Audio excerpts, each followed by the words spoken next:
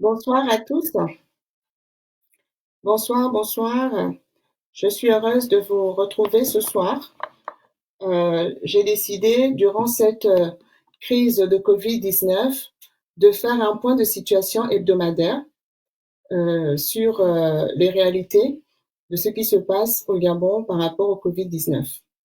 Et donc, ce soir, je vais vous faire un point de situation hebdomadaire et parler des réalités sur le Covid-19 dans notre pays. Depuis 3 mois, le monde fait face à la pandémie du Covid-19 depuis un peu plus de 3 mois maintenant. Et cette crise sanitaire est lourde de conséquences en perte de vies humaines et son impact sur le plan économique est sans précédent depuis 1945.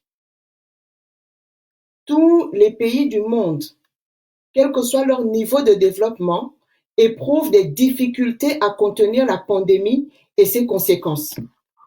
Partout dans le monde, les autorités gouvernementales ont pris des mesures sanitaires contraignantes allant jusqu'au confinement total des populations. Et ces choix ne sont pas fortuits, ils ont pour vocation de protéger les populations en limitant les risques de propagation. On a eu plusieurs émissions où on a expliqué comment le coronavirus se propage. Il se propage par les contacts entre les personnes et donc il fallait chercher à limiter les contacts entre les personnes. Donc certains pays comme l'Allemagne ont choisi de tester massivement, donc de faire des tests massifs de population et de ne mettre en quarantaine que les positifs. Et donc ça permet au reste de la société de continuer à vivre normalement. Alors nous, de vivre normalement. Alors, au-delà de la communication extrêmement sommaire du COPIL, qui gère l'information gouvernementale depuis le début de la crise sanitaire au Gabon, il est judicieux de faire un point de situation sur la gestion de cette crise, ses conséquences et ses perspectives en lien avec le contexte international, notamment chez nos principaux partenaires au regard des incidences et des implications. Sur la situation sanitaire, nous allons parler de l'évolution et de l'impact de la crise sanitaire d'abord chez nos principaux partenaires. Comme vous pouvez le constater, nos principaux partenaires commerciaux et bailleurs de fonds bilatéraux sont eux aussi très touchés par la crise sanitaire et ses conséquences. Nous ne pouvons donc pas compter sur leur appui et leur soutien. L'Union européenne peine à trouver des solutions adaptées pour venir en aide à ceux de ces pays membres qui sont en grave difficulté. L'Italie et l'Espagne en ont payé le lourd tribut. La France est profondément marquée par une économie complètement arrêtée depuis bientôt 2 mois. Elle annonce une récession de l'ordre de 6 à 12% selon les évolutions et les délais éventuels de la fin du confinement. En outre, la France tente de renforcer ses capacités sur le plan sanitaire en évitant tant bien que mal la saturation. La Chine, quant à elle, de là où est partie la pandémie, elle limite désormais ses exportations au strict minimum, se focalisant désormais sur la demande mondiale en matériel et équipement sanitaire qu'elle est quasiment la seule à satisfaire aujourd'hui. Pour ce qui est de l'Union africaine et des communautés sous-régionales, avec l'intégration et la solidarité politique, économique et financière qui peinent à être mises en œuvre, l'Union africaine et les communautés sous-régionales ne sont pas à la hauteur des enjeux et des exigences de solidarité. Et donc, ils ne sont pas à la hauteur des enjeux et des exigences de la solidarité face à la crise du Covid-19. Les mécanismes d'intégration et de solidarité sont totalement inopérants, voire inexistants dans certaines régions en Afrique. Le Gabon lui-même s'est empressé de fermer les frontières avec les pays voisins, le Cameroun, la Guinée équatoriale, le Congo, alors que c'était là une occasion de se tenir la main et de voir comment gérer cette crise ensemble à l'échelle sous-régionale. Non, on s'est empressé de fermer les frontières et jusque-là, on attend toujours. Si on continue d'attendre la solidarité de l'Union africaine, jusque-là, on n'en entend pas parler. Qu'en est-il du contexte sanitaire au Gabon? Le Gabon, à l'instar des autres pays en développement, faible de son système de santé défaillant, de sa gouvernance économique et sociale chaotique et d'un plan de riposte inopérant, se trouve dans une impasse qui préfigure les tensions et les désolations. Lorsqu'on n'a pas su gérer un pays en temps de paix, sans problème, on ne peut pas gérer des crises. Surtout que ceux qui gouvernent au Gabon sont eux-mêmes des fabricants de crises. Ça veut dire que même là où il n'y avait pas de crise, ils créent, ils fabriquent les crises. Et ensuite, ils veulent se faire passer pour des personnes intelligentes. Ils pensent qu'ils vont nous noyer en créant la crise dans la crise de la crise.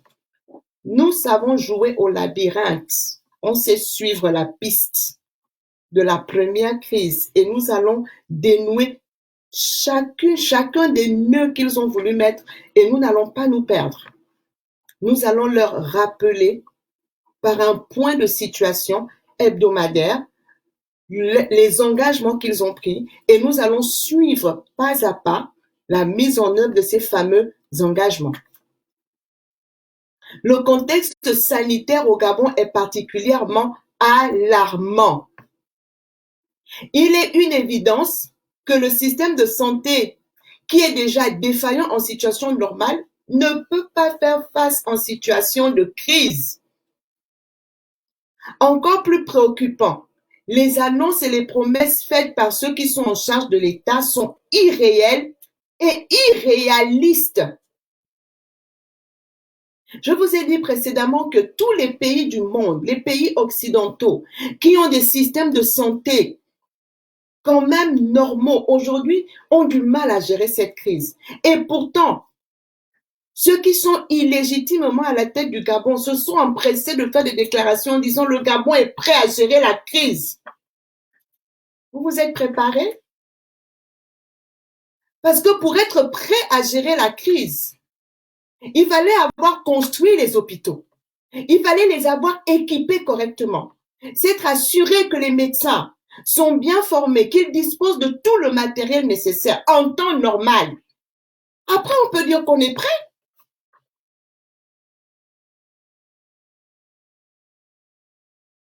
C'est pas le jour de la guerre qu'on se prépare à la guerre.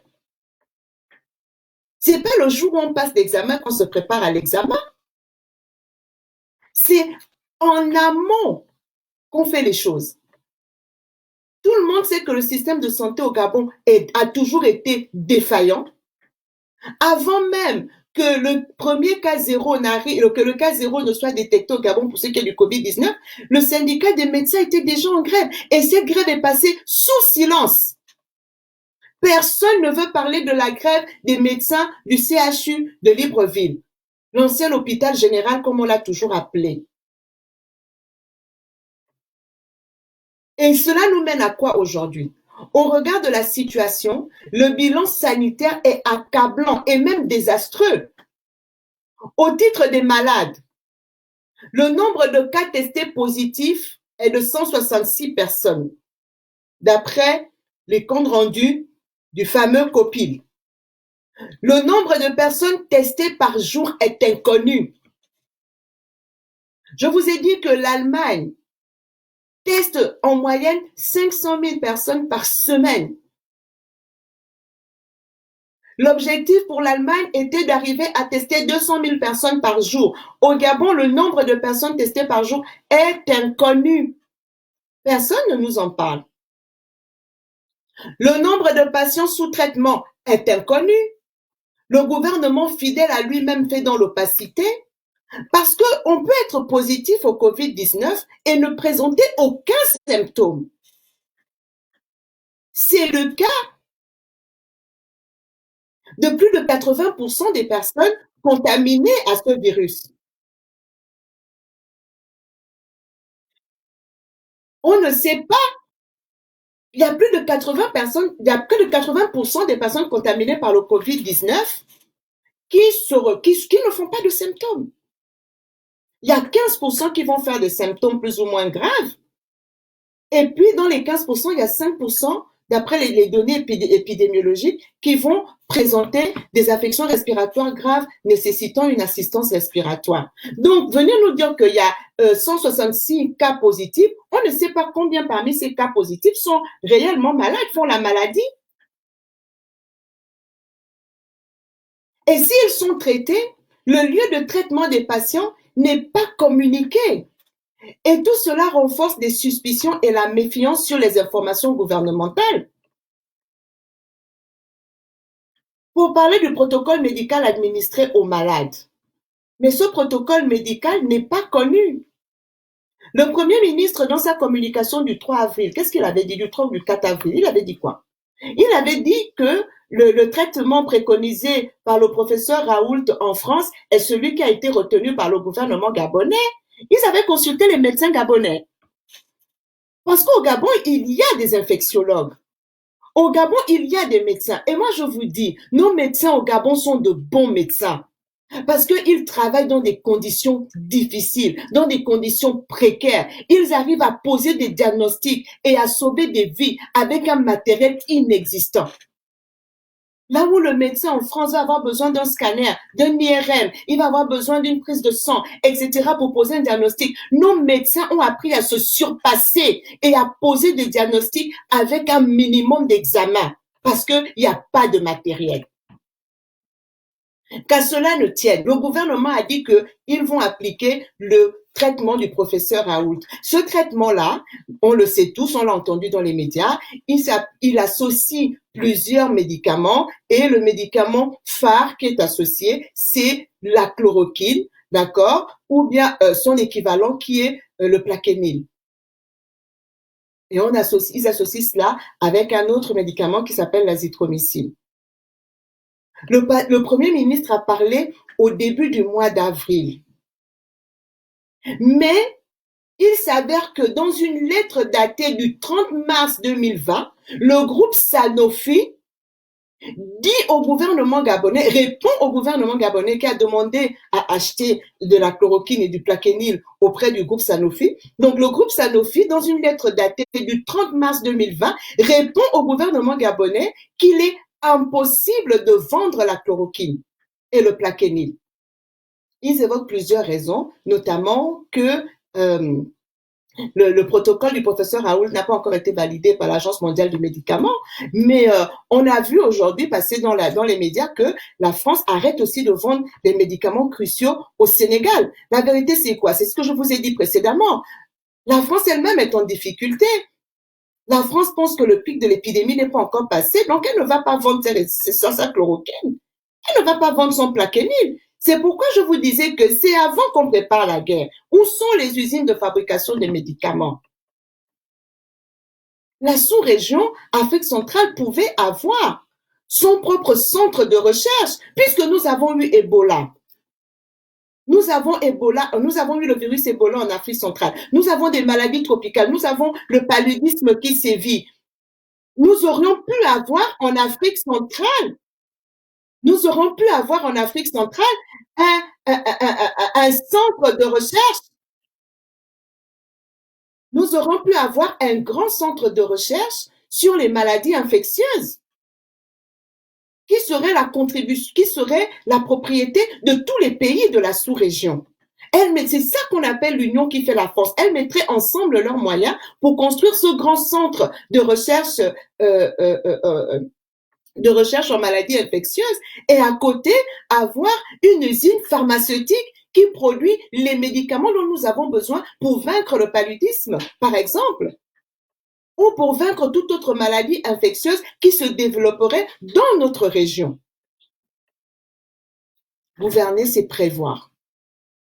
Maintenant qu'on leur a refusé la chloroquine et le plaquenil, quel traitement est donc appliqué aux malades? Nous n'avons aucune information sur le sujet. Concernant le nombre de cas confinés et le lieu de confinement, là encore, aucune information crédible de la part du gouvernement n'est disponible. Tout ce que nous savons, c'est que nous avons des compatriotes qui se plaignent des conditions de ce confinement. Le nombre de guérisons, il est de 24 d'après le gouvernement. Et malheureusement, le nombre de décès enregistrés est de 2. Au titre des équipements et du matériel, les appareils respiratoires disponibles et leur cartographie, c'est-à-dire la manière dont ils sont répartis dans le pays. Le gouvernement s'était permis d'annoncer 100 respirateurs. Et le syndicat des médecins, dans un article publié aujourd'hui dans la presse locale, notamment dans Gabon Review, nous apprend qu'il n'y a en réalité que 30 respirateurs artificiels pour tout le Gabon, 1 800 000 habitants. 1 800 000 habitants. Et leur cartographie n'est pas disponible. On en a combien à Libreville, combien à Port-Gentil, combien à Mouila, combien à Chibanga? Information non disponible.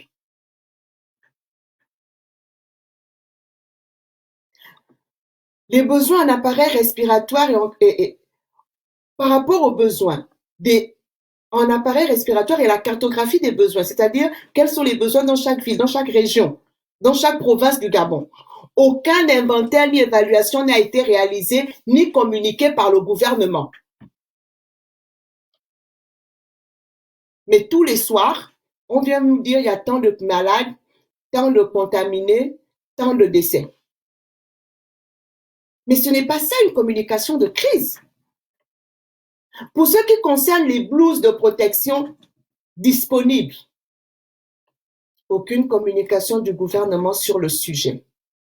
Les masques, là encore, on est dans l'opacité totale. Comment un gouvernement responsable peut décider de rendre le port du masque obligatoire alors que les masques ne sont pas disponibles?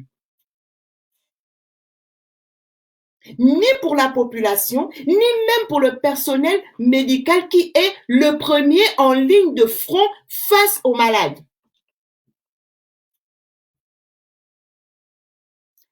Les tests de dépistage, le gouvernement fidèle à lui-même refuse de communiquer.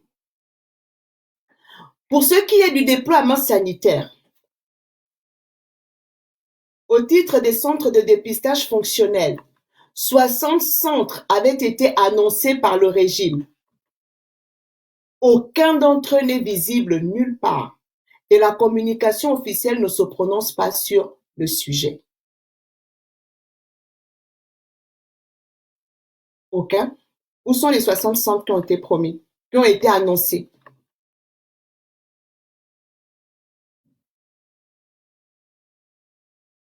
Les hôpitaux et les services mobilisés.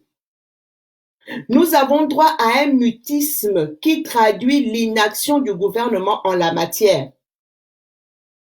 Parmi les hôpitaux qu'il y a au Gabon, est-ce qu'on a annoncé officiellement que si vous vous retrouvez en urgence, vous sentez que vous faites les symptômes du Covid-19, on a expliqué à la population les symptômes, parce que ça aussi on doit le faire, expliquer les symptômes. Il y a la toux, il y a la fièvre, mais si vous commencez à avoir des difficultés à respirer, il faut vous rendre aux urgences. Il faut tout de suite vous rendre aux urgences. Mais on va aux urgences de quel hôpital? Quels sont les hôpitaux qui sont consignés? Quels sont les services qui sont mobilisés pour accueillir les patients du Covid-19? On n'en sait rien. Et nous avons tous vu ce compatriote qui a amené son père qui avait une maladie cardiaque grave et on lui répond ici on ne vous reçoit pas, on ne reçoit que les malades du Covid-19. Mais est-ce que cette information a été rendue disponible auprès de la population pour que les gens sachent, parce que la vie ne s'arrête pas avec le Covid-19. Les gens ont d'autres maladies, il y a d'autres urgences. Donc, si les gens sont malades et qu'ils sont dans l'urgence, ils ont besoin de soins médicaux, ils vont dans quel hôpital? Quels sont les hôpitaux réservés aux patients du Covid-19 et les autres hôpitaux qui restent ouverts pour le reste des pathologies, le reste des maladies? C'est où? Ces informations-là sont disponibles où?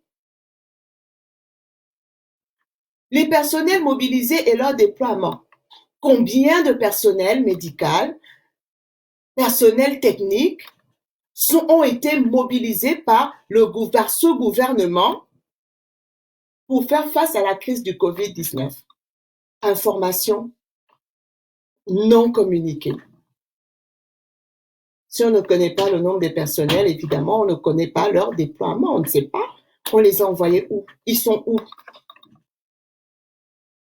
Donc, si on ne sait pas tout ça, comment voulez-vous qu'on sache les besoins en personnel? Comme pour les besoins en matériel et en équipement, le gouvernement n'a pas été capable d'estimer les besoins en personnel soignant et technique. Mais ce même gouvernement s'est empressé de lancer un appel aux retraités qui, comme vous le savez tous, éprouvent de grandes difficultés à avoir droit à leur pension de retraite. D'accord? Et ces mêmes retraités, au regard de leur âge, sont les plus exposés au Covid-19. Donc, les personnels qui sont valides, qui sont là, on ne s'en occupe pas, mais on demande aux retraités à qui vous ne payez même pas leur pension retraite alors qu'ils ont travaillé toute leur vie, de venir à la rescousse comme si vous avez fait une évaluation et vous avez vu que le personnel qui est là n'est pas capable de gérer les 166 cas. Ces 166 cas que tous les médecins en fonction au Gabon ne peuvent pas gérer pour que vous fassiez appel aux retraités, pour que ces retraités viennent s'ajouter au personnel soignant qui n'a pas de matériel, qui n'a pas de blouse, qui n'a pas de masque. On met à disposition des médecins 2 masques par jour.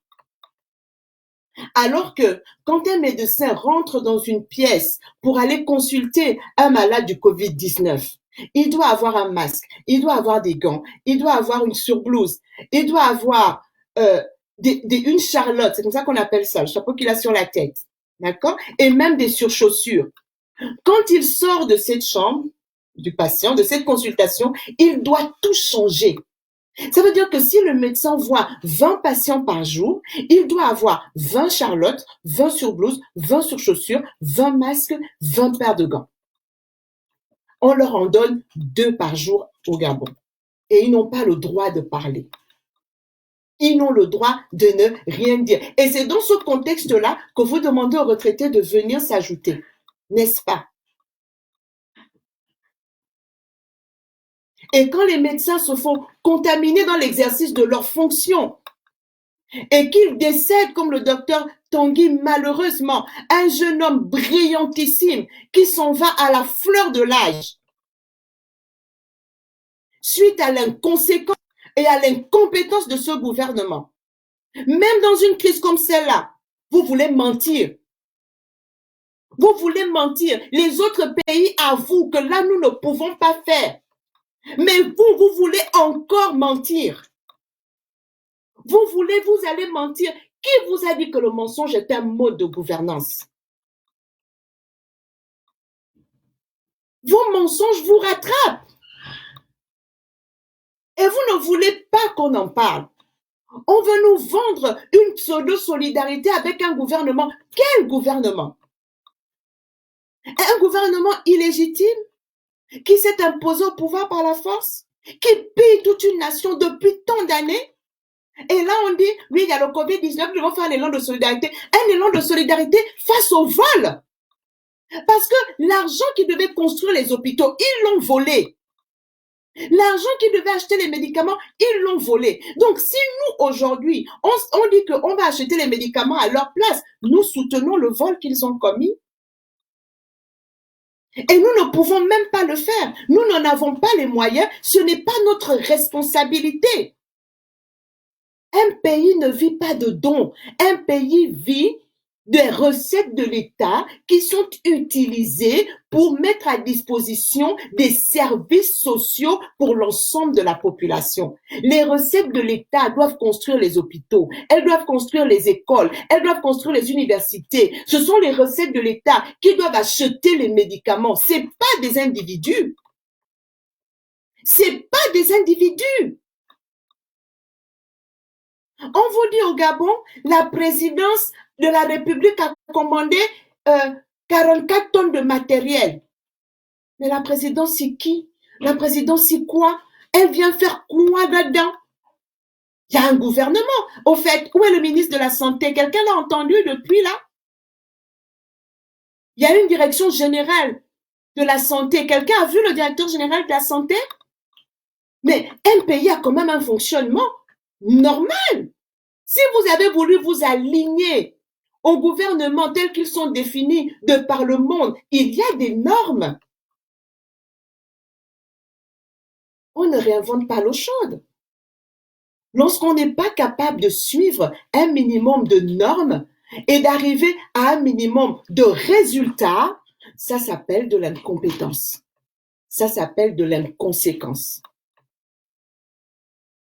Et le niveau d'incompétence et d'inconséquence que le gouvernement d'Ali Bongo a atteint, a manifesté en 11 ans, nous prouve simplement qu'il est plus qu'urgent de tourner la page de ce régime. Leur rappeler leur inconséquence et leur incompétence les dérange. Alors, ils sortent des arguments fallacieux. Vous répétez les mêmes choses. Ben oui, parce que nous avons toujours en face de nous la même chose, l'incompétence. Nous avons toujours en face de nous la même chose, le déni de la réalité de notre pays.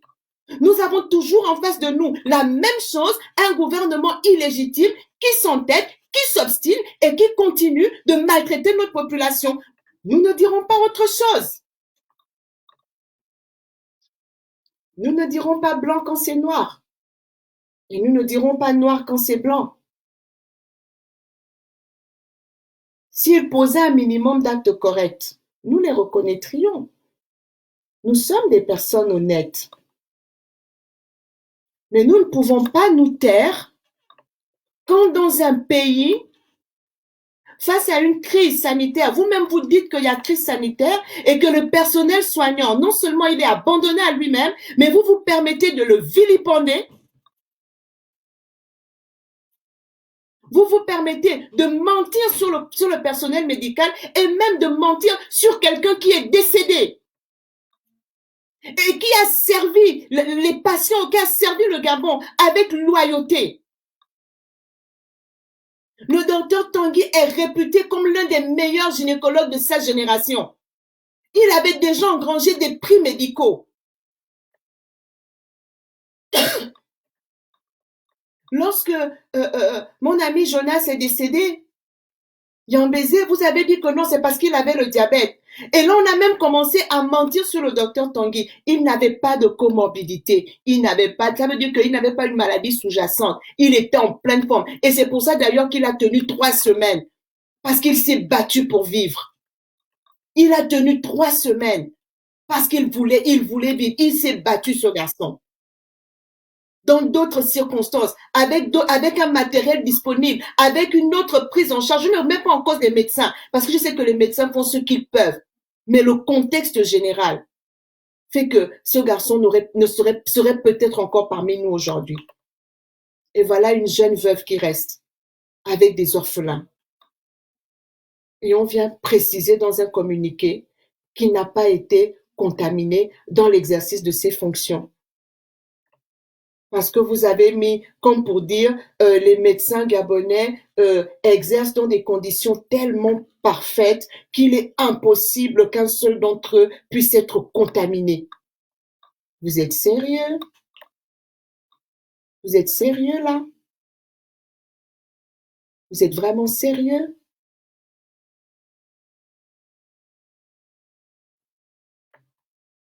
Cette semaine, nous avons traité de l'aspect sanitaire de cette crise du Covid-19. La semaine prochaine, nous ferons un point de situation sur les aspects économiques et sociaux. Aujourd'hui, nous allons nous arrêter sur le point sanitaire parce que la situation de nos personnels soignants est alarmante. Toutes mes condoléances à la famille du docteur Tanguy, à sa mère, son épouse, les enfants. Je n'imagine pas la douleur qui est la leur. Le peu de temps où nous restons debout et que nous nous refusons de tomber. Et nous ne tomberons pas parce que tous ces Gabonais qui sont morts, qui ont été tués, parce que c'est vrai que nous parlons souvent des morts du 31 août 2016. Nous parlons des morts qui sont abattus par la police, etc. Mais nous oublions que le système de santé défaillant au Gabon tue des milliers de Gabonais chaque année. Tous les bébés qui meurent parce qu'il n'y a pas de couveuse. Ou bien les bébés qui meurent parce qu'il y a eu la coupure d'électricité et que donc la couveuse ne pouvait plus recevoir le dioxygène. Ou bien ceux qui meurent en pleine opération parce que le courant a été coupé. Ceux qui meurent encore de paludisme, de sida. Ceux qui meurent parce que les routes sont impraticables et qu'il y a des accidents là où il n'en aurait pas eu si seulement on avait fait la route comme il fallait. Tous ces Gabonais qui partent trop tôt. Parce que les conséquences d'un régime, c'est pas seulement l'armée qui tue. Même s'il tue. La semaine prochaine, nous parlerons de l'aspect, des aspects économiques et sociaux. Mais je veux qu'on réalise que chaque personne qui meurt, chaque Gabonais, ou chaque même si c'est un étranger, mais chaque vie qui part à l'hôpital, parce que les médicaments n'étaient pas là, parce que le courant n'était pas là, suite à une défaillance des structures, parce que l'argent qui devait servir a été détourné. Ce sang-là sera demandé à ce régime. Et nous devons considérer tous ces décès et continuer à nous battre pour que plus personne ne tombe de cette façon. L'espérance de vie doit augmenter chez nous. L'espérance de vie ne peut pas continuer à baisser. Nos pères vivent moins jeunes, moins vieux que leurs pères. Ce n'est pas normal. Ce n'est pas normal. Mais pour que l'espérance de vie s'accroisse, il faut des conditions de vie doivent être regroupées. Et parmi ces conditions, il y a l'accès à un système de santé efficient qui contribue à accroître l'espérance de vie. Et plus les gens vivent longtemps, plus ils travaillent longtemps et plus le pays prospère. Voici les enjeux. Nous nous mobilisons aujourd'hui pour le Covid-19. Mais avant le Covid-19, le système de santé était déjà très défaillant. Et ce sont ces défaillances-là aujourd'hui qui font qu'ils sont incapables de prendre en charge la crise. Ils ne se sont pas souciés de la manière dont les médecins travaillent depuis toujours. Ils ne vont pas s'en soucier aujourd'hui parce qu'il y a le Covid-19. Ils ont même déjà commencé à détourner l'argent qui devait servir pour le matériel médical, pour acheter des voitures, des RAV4. Quelle inconséquence! Mais croyez-moi, ces gens-là ne nous représentent pas. Ils ne représentent pas le Gabon. Il y a des Gabonais valeureux. Il y a des Gabonais consciencieux. Il y a des Gabonais compétents qui ne demandent qu'à prendre en main leur pays pour le développer. Et pour ça, il nous faut mettre fin à ce régime illégitime, usurpateur, qui nous confisque tout et qui met notre pays à terre. Et c'est pour cela que je vous invite toujours, chacun là où il est, à faire ce qu'il peut, à se mobiliser, à mobiliser ses proches. Ça commence par changer notre regard, ça commence par changer notre façon de penser. Si nous considérons que les dons nous valorisent, nous ne pensons pas juste. Parce que dans un pays qui fonctionne normalement, le gouvernement ne fait pas de dons. Les gens ne font pas les dons. Ce que je veux dire, le gouvernement ne fait pas les dons. Des individus peuvent faire des dons pour venir compléter un peu l'action du gouvernement, ou bien parce qu'ils ont envie de manifester leur solidarité, parce qu'ils ont envie de faire un plus. Mais quand le don devient une nécessité, et qu'en plus on s'en sert pour enlever la dignité des humains, c'est qu'on est passé à côté de la plaque. Le Gabon doit cesser d'être une exception. Mais j'ai foi que notre génération verra la chute de la dictature. J'ai foi que notre génération, nous qui sommes là, je ne parle pas d'une question d'âge, je parle de ceux qui vivent ce temps, peu importe leur âge. Il y en a des plus anciens que nous qui ont commencé cette lutte et ils sont à saluer. Il y en a des plus jeunes qui rejoignent la lutte chaque jour. Il faut que le camp de ceux qui prennent conscience que ce régime doit finir grandisse. Qu'il grandisse encore et encore et que nous puissions nous équiper intellectuellement, que nous puissions nous équiper manuellement pour faire ce qu'il y a à faire pour récupérer notre pays Et ce pays, croyez-moi, nous allons le récupérer. Toute ma solidarité au personnel médical qui travaille dans des conditions les plus exécrables. Respectez nos médecins, respectez nos infirmières, respectez, chez nous on appelle les filles de salle, ici ils disent les aides-soignants. Respectez tous les techniciens, tous ceux qui travaillent à l'hôpital. Et ceux qui sont à l'hôpital, qui travaillent, sachez aussi que les compatriotes qui viennent pour se faire soigner sont dans la nécessité. C'est en ayant de la considération les uns pour les autres aussi que nous allons améliorer nos conditions de vie. Quand on vient à l'hôpital, on a parfois besoin juste d'un sourire pour commencer à aller mieux. On a besoin que la personne qui vous accueille avec de la gentillesse, que le médecin qui vous reçoit ne vous expédie pas parce qu'il veut aller consulter dans le privé. C'est en étant bienveillants les uns envers les autres que nous allons aussi contribuer à changer notre pays. Nous sommes des mêmes pays, nous vivons les mêmes situations difficiles. Alors ne nous rendons pas la vie encore plus difficile les uns les autres. Soyons bienveillants. Soyons vraiment bienveillants, soyons attentifs les uns aux autres, manifestons de la solidarité citoyenne. Le gouvernement n'est pas solidaire de la population parce que eux, tout ce qui les intéresse, c'est voler pour eux-mêmes. Mais nous, soyons solidaires les uns envers les autres. Nous sommes un même peuple, nous sommes un seul peuple. Et ce peuple est beau, ce peuple est fort, ce peuple est grand. Et bientôt, sa grandeur sera vue et reconnue de tous. Merci d'avoir pris le temps de me suivre ce soir et je vous donne rendez-vous la semaine prochaine pour un autre point de situation sur les aspects économiques et sociaux. Que Dieu vous garde, que Dieu nous garde. Assurément, nous vaincrons ce régime. Au revoir. Excellente soirée à tous.